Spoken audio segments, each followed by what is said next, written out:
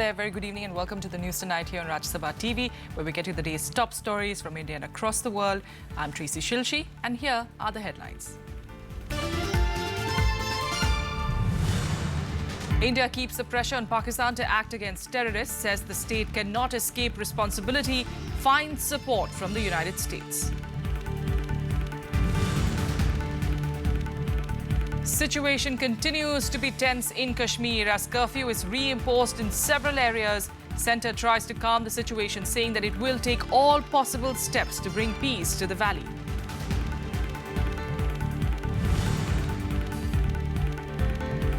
Karnataka comes to a screeching halt as pro-Kannada activists enforce a statewide bandh over the Kaveri water dispute.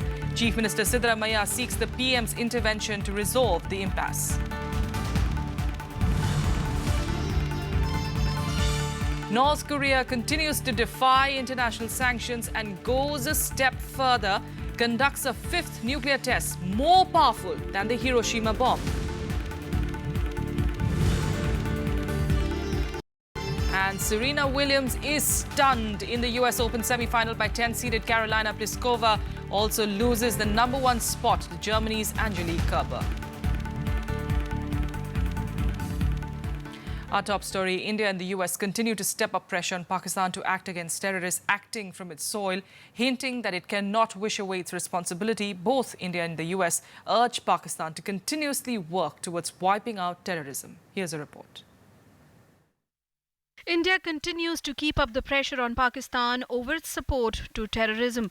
Foreign Secretary S. Jaishankar once again shot down Islamabad's defense of terrorists being non-state actors, saying the state cannot escape responsibility for the acts of terror emanating from its soil. There is a connect between state actor and non-state actor, which is why we use the word it's sponsored.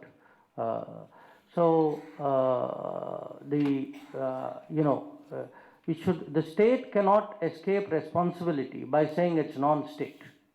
After all, this is just not vis-a-vis India. This was the situation even after 9/11. After 9/11, countries were told that you can't protect people and say, well, this is not the government doing it. The views have been echoed by the US, which said that Pakistan must continuously work towards wiping out terrorism, saying it cannot pick and choose terrorists it wants to act against. Our discussions continue to focus on the fact that we're urging the government of Pakistan to take concerted action against safe havens and terrorist groups that threaten other countries in the region. And we've been very clear about that. And we have seen them attempt to address it. We want to see more action taken, but, it continues to be a topic of conversation with them. This is the third time in a week that India and the US have spoken in one voice on the issue of terrorism. Prime Minister Narendra Modi had made statements on this during his visits to the G20 summit in China and the ASEAN summit in Laos. With inputs from Akhilesh Suman, Bureau Report for Rajya Sabha TV. Meanwhile, Home Minister Rajnath Singh today asserted that the government would take all possible steps to and normalcy to Kashmir. Army Chief General Dalbir Singh Suhag is also in Kashmir to review the security situation in the state. However, despite those assurances, the situation in the valley remains worrisome. Curfew has once again been reimposed in 9 police stations of Srinagar city and in main towns of the valley ahead of the proposed protest call given by the separatists. Even as the situation in Kashmir shows no signs of improvement, the centre is leaving no stone unturned to restore peace and normalcy in the state. Home Minister Rajnath Singh said on Friday that it was difficult for people to bear the unrest for long. Government भी अपने स्तर पर वहाँ के हालात में सुधार लाने की कोशिश कर रही है. लोगों के साथ बातचीत का सिलसिला भी चल रहा है. ऑल पार्टी डेलीगेशन जाने के बाद भी मैं समझता हूँ कि एक परसेप्शनल चेंज आया है लोगों में वहाँ पर. और कश्मीर के रहने वाले लोग भी माने एक लंबे समय तक अनरेस्ट को झेलना किसी भी पॉपुलेशन के लिए एक बहुत कठिन काम है. The government is also looking at giving more employment opportunities for the youth of the state. हिंसा के साथ कोई समझौता नहीं हो सकता. हिंसा करने का लक्ष्य कोई भी हो, हिंसा हिंसा है और हिंसा को समाप्त करना है. सभ्य समाज में उसका कोई स्थान नहीं. और मैं समझता हूं कि सारे राजनीतिक दल भी इस बात से सहमत हैं, मुत्फिक हैं. दूसरा ये कि जैसे जैसे परिस्थितियां सामान्य हो प्रदेश के युवाओं को एंगेज करने की आवश्यकता है. Army Chief General Dalbir Singh also reviewed the security situation in the Kashmir Valley, especially in the 4 worst affected districts of South Kashmir. He also visited the defense formations in the north and south of the valley. Meanwhile, curfew was reimposed in many parts of Kashmir to maintain law and order. 14 police station areas of Srinagar and towns of Anantnag, Pulwama, Kulgam, Shopian, Pampur, Avantipura, Tral, Bandipura and Baramulla were placed under curfew. Restrictions were also imposed after proposed protests by separatists following Friday prayers. Bureau Report, Rajya Sabha TV. The row over Kaveri water sharing refuses to die down. Days after the Supreme Court directed Karnataka to release 15,000 cusecs of the river water to Tamil Nadu, massive protests have erupted in southern Karnataka. On Friday, almost the entire state was forced to shut down following a bandh call by pro-Kannada activists who are demanding immediate reversal of the apex court order. Chief Minister Siddaramaiah has now sought the PM's intervention to end the impasse. A dawn to dusk bandh brought almost the entire state of Karnataka to a standstill on Friday. Pro-Kannada activists held protest marches and demonstrations across different districts against the Supreme Court's decision to release Kaveri water to Tamil Nadu.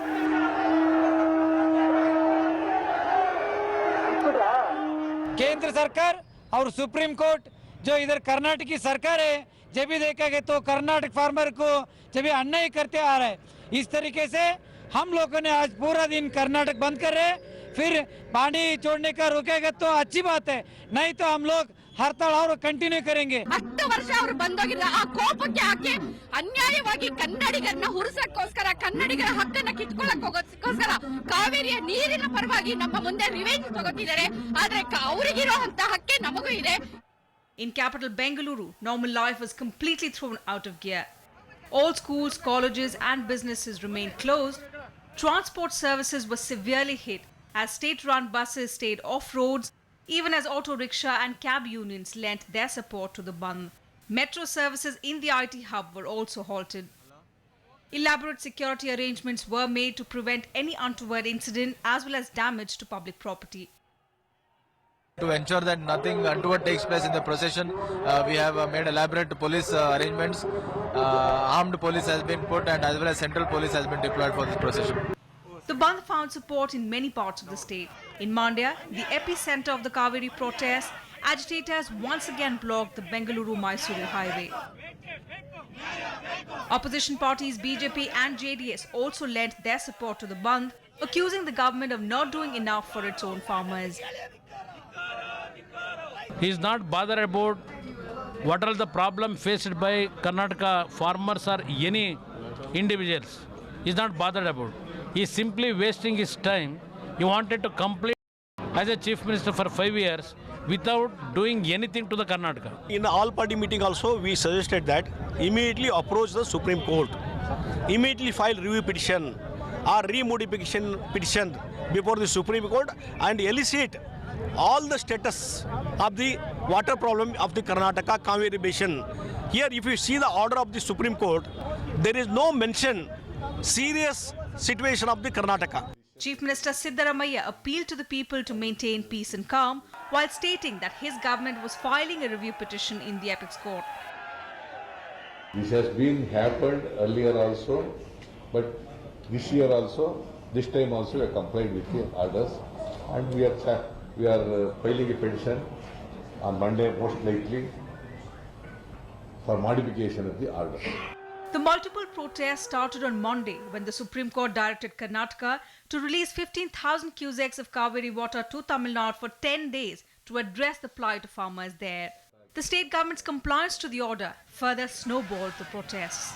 Bureau Report, Rajya Sabha TV. A scuffle broke out between opposition YSR Congress legislators and marshals inside the Andhra Pradesh Assembly on Friday as the MLAs stormed the Speaker's podium for the second consecutive day. They were demanding immediate discussion on the special category status issue. Unruly scenes were witnessed as opposition legislators broke the Speaker's mic and the railing on his podium.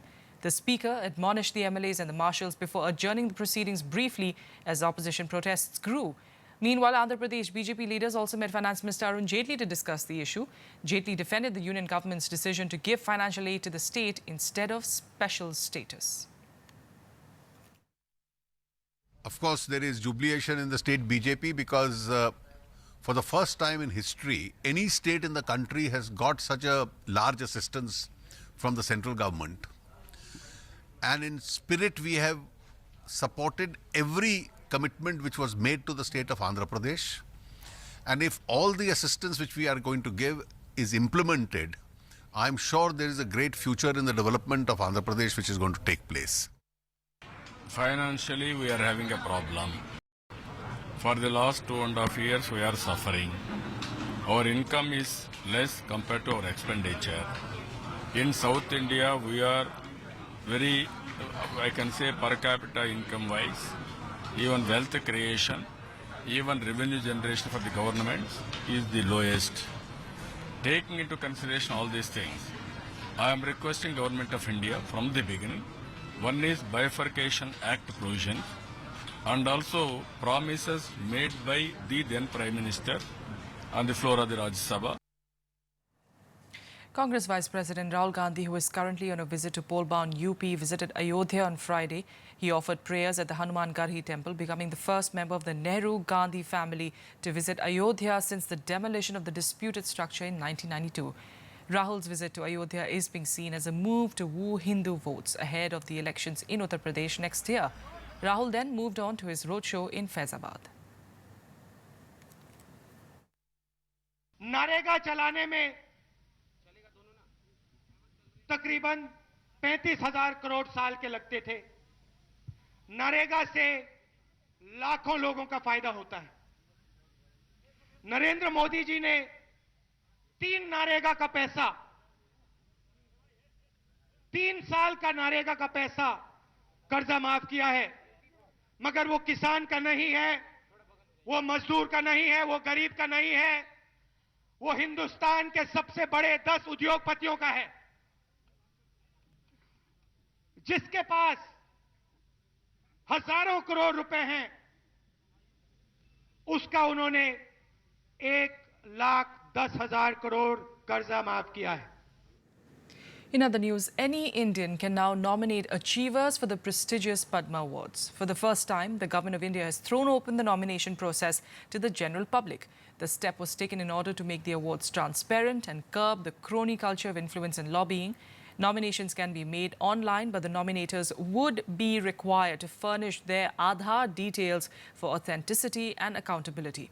The government has already received over 700 nominations. The last date of nomination is the 15th of September.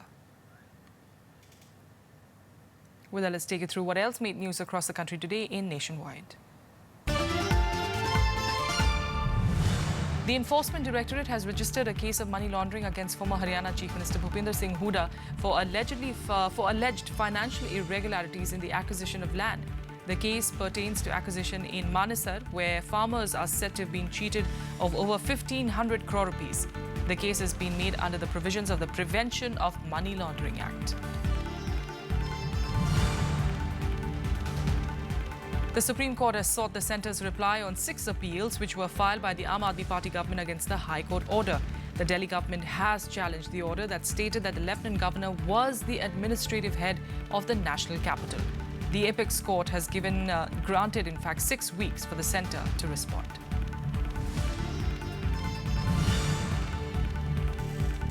Meanwhile, Aam Aadmi Party MLA and former Delhi Minister Sandeep Kumar has been sent to 14 days of judicial custody. This after he was charged with rape after a woman lodged an FIR against him. Sandeep Kumar has been embroiled in a sex scandal after a video of him surfaced last week.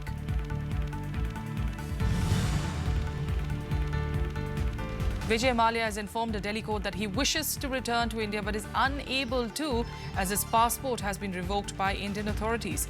His lawyer told the court that he has intentions to cooperate with the probe. The matter has been posted for the 4th of October for further hearing. A bus accident killed 16 people and critically injured 30 others as it fell off a bridge in Orissa's Angul district on Friday. The injured were admitted to a nearby hospital where the condition of many was stated to be critical. Chief Minister Naveen Patnaik directed officials that the injured be provided medical treatment free of cost.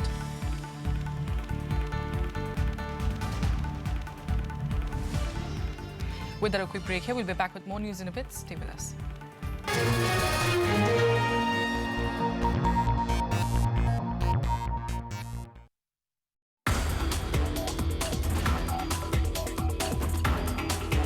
The achievement of a Nobel Prize in Medicine by China is a result of the integration of the traditional medicine in main healthcare system, and I think we lagged in it. Whatever you are getting from the laboratory investigation and then you are translating into the healthcare, that is yukti. If a Vaidya is blessed by this sense of yukti, he can never fail. Watch Eureka with Professor Kartar Singh Dhiman, Director General, Central Council for Research in Ayurvedic Sciences, only on Rajya Sabha TV.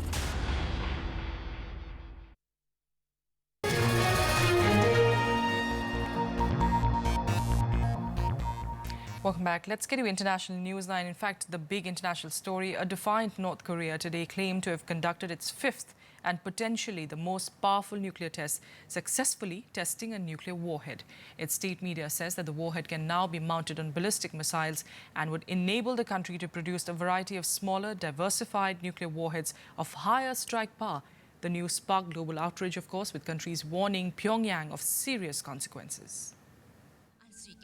In a continued show of defiance to UN sanctions and the international community at large, North Korea conducted its fifth nuclear test on Friday. The test set off a blast that was more powerful than the bomb dropped on Hiroshima.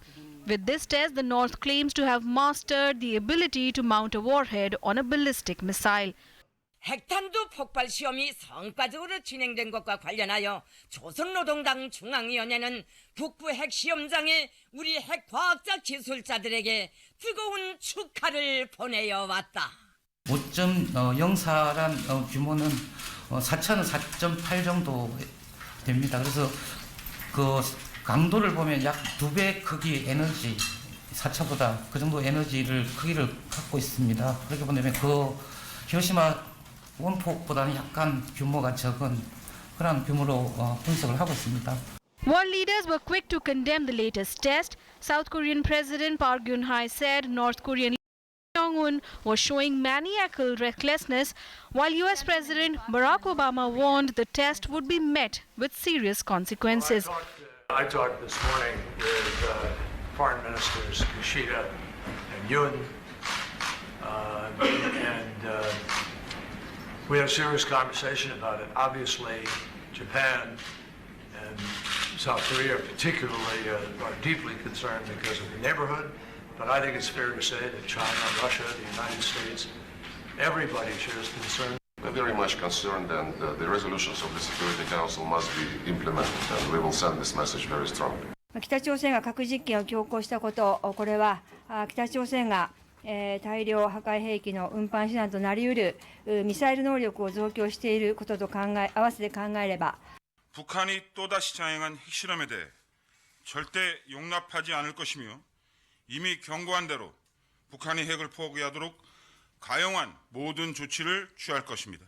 China too was quick to condemn the test and urged Pyongyang to stop taking any action that would worsen the situation. 朝方不顾国际社会普遍反对进行第5次核试验，中国外交部已就此发表声明，表明了中国政府坚决反对的立场。实现朝鲜半岛无核化，防止核扩散，维护东北亚和平稳定是中方的坚定立场。我们强烈敦促朝方信守无核化承诺，遵守安理会相关决议。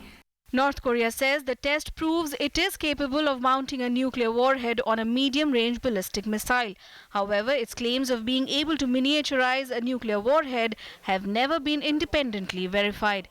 Bureau Report, Rajya Sabha TV. And here's a look at what else made news across the world in Global Buzz. Charges against a former LET militant who was arrested last month for his involvement in the 2008 Mumbai terror attack have been dropped by Pakistan's Federal Investigation Agency.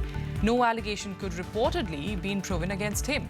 Safayan Zafar was accused of financing 14,800 rupees for the Mumbai attack and providing 3.98 million rupees to co-accused Shahid Jamil prior to the attack. U.S. Secretary of State John Kerry and Russian Foreign Minister Sergei Lavrov resumed negotiations on a Syrian ceasefire plan amid heightened security in Geneva. The United States and Russia have backed opposite sides in Syria's civil war, with Moscow supporting President Bashar al-Assad and Washington supporting the opposition. Kerry's meeting with Lavrov is their third in 2 weeks in an effort to try and narrow the differences on a Syrian peace plan. 10 suspected Islamic State members were arrested on Friday pending trial in the southern border province of Hatay in Turkey. The suspected militants were from Afghanistan, Azerbaijan, Tajikistan, Egypt and Syria. The latest arrest comes 2 weeks after Ankara launched a military incursion into Syria in a bid to sweep away jihadists and Syrian Kurdish militias from its border regions. At least 3 people were killed and dozens injured on Friday after a train derailed in Galicia in northwestern Spain. The train to Portugal was carrying 63 passengers and 2 crew members, and the driver was among those killed. It was not immediately clear what caused the crash.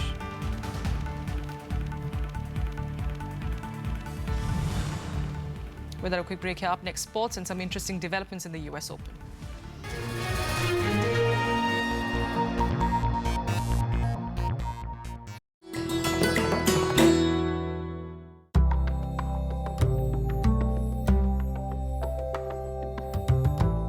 The art of painting comes to us from the prehistoric period.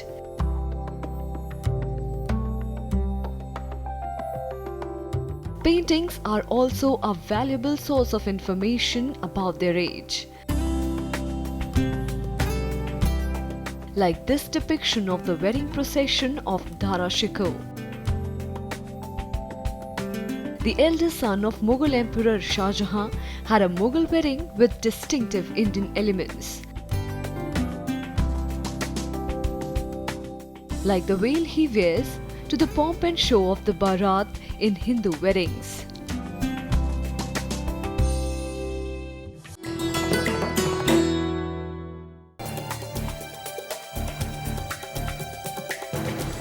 Hello and welcome. I'm Amritan Shira and you're watching Law of the Land. The industries are waiting for much wider sweeping changes.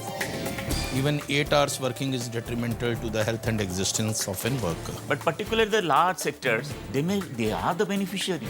A show that gives you an in-depth insight of legislations and laws pronounced by the Supreme Court.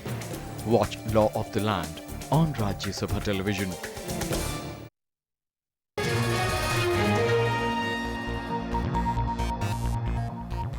Welcome back. Let's get you sports news now. And in fact, coming in from the US Open in the women's semi-final, there was a double whammy for Serena Williams as she lost the semi-final and also lost her reign as world #1. Serena lost her semi-final match to Czech player and 10th-seeded Karolina Pliskova, who knocked out Williams 6-2, 7-6 to book a place in her first major final. The loss prevents Williams from earning her 7th championship at Flushing Meadows and what would have been her 23rd major title. Pliskova will now play Angelique Kerber in the final, who defeated Caroline Wozniacki 6-4, 6-3 in the semi-final. And with this win, Germany's Kerber has also been crowned the world #1 player.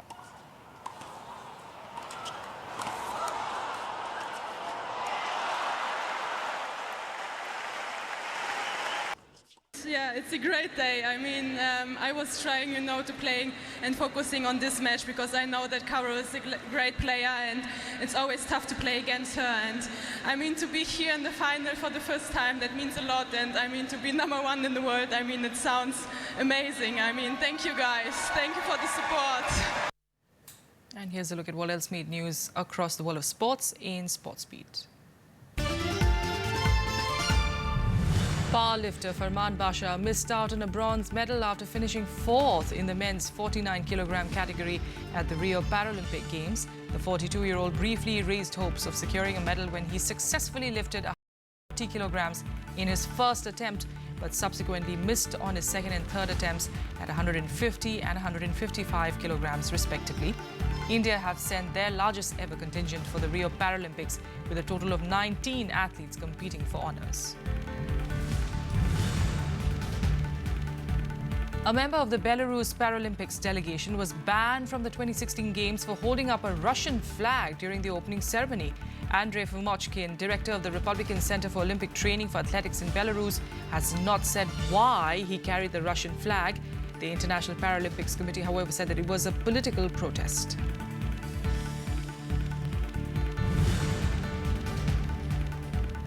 Pakistan has recalled middle-order batsman Umar Akmal for its forthcoming 2020 series against the West Indies, 5 months after axing him on disciplinary grounds. He was dropped after being heavily criticised in a post-mortem report written in fact by head coach Waqar Younis in the aftermath of the World T20 in April this year, where Pakistan crashed out in the first round itself.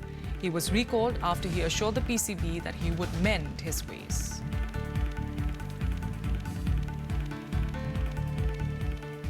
That's all we have for you on the news tonight from the entire team here. Good night.